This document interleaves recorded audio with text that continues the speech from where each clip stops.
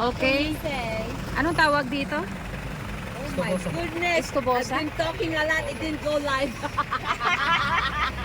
Amo na pindot. Hindi napindot. Oh, pet.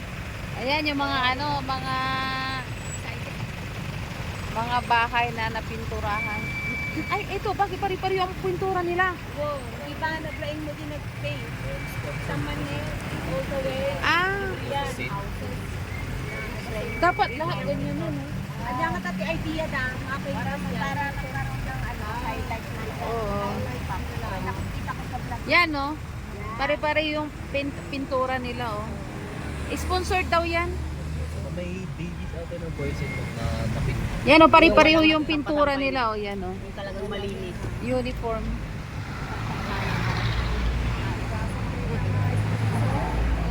Grabe, no? Kasi nagustuhan na rin ng mga owner. Kasi at least na pinturahan na. Oo. Tapos pati yung nagpipintura. Oo.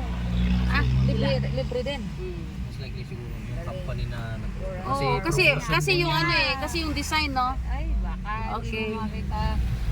Ito na, on the way na kami. Nagdadrive na si Pugi. Ay, anjak pa yung tamag-nagan mo, anak ko. Ano nang pangalan? Buboy na lang mo. Hindi pala ako Si pwede. Sir Boboy. Okay, andito si Boboy. Yan. O, kaway ka, boy. Yan. Oo.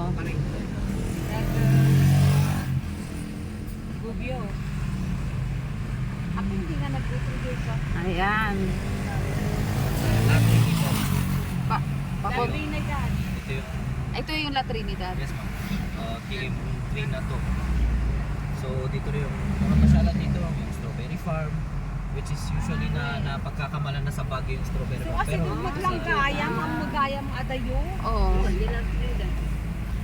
Andito na kami sa La Trinidad.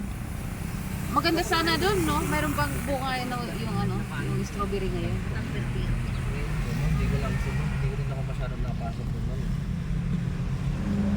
Dami din. Pag weekends talaga dami. Okay. Ayan. Talaga to. Malamig ang simoy ng hangin talaga.